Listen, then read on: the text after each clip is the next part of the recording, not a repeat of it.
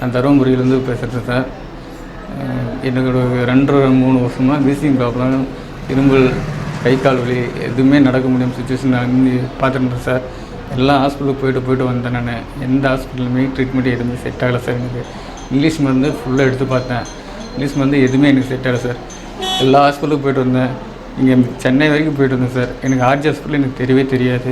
இன்றைக்கி இப்போ இந்த ஒரு 15 நாள் முன்னாடி தான் சார் எனக்கு ஆர்ஜி ஹாஸ்பிட்டல் எனக்கு தெரிஞ்சு விளம்பரத்தில் பார்த்துட்டு நான் நேராக வந்து எங்கள் ஹாஸ்பிட்டலுக்கு வந்தேன் சார். அன்றைக்கி வரும்போது சுச்சுவேஷன் இன்றைக்கும் நாளைக்கும் நான் இருந்தேன் சார்.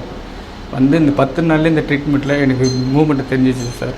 எனக்கு ஆர்ஜி ஹாஸ்பிட்டலுக்கு தெரியலன்னா இன்றைக்கும் நாளைக்கே இருந்த உயிர் எனக்கு அன்றைக்கி நான் வரும்போது 27ஆம் தேதி வரும்போது, போன மாதம் 27ஆம் தேதி எனக்கு இன்றைக்கும் நாளைக்கே இருந்தேன்.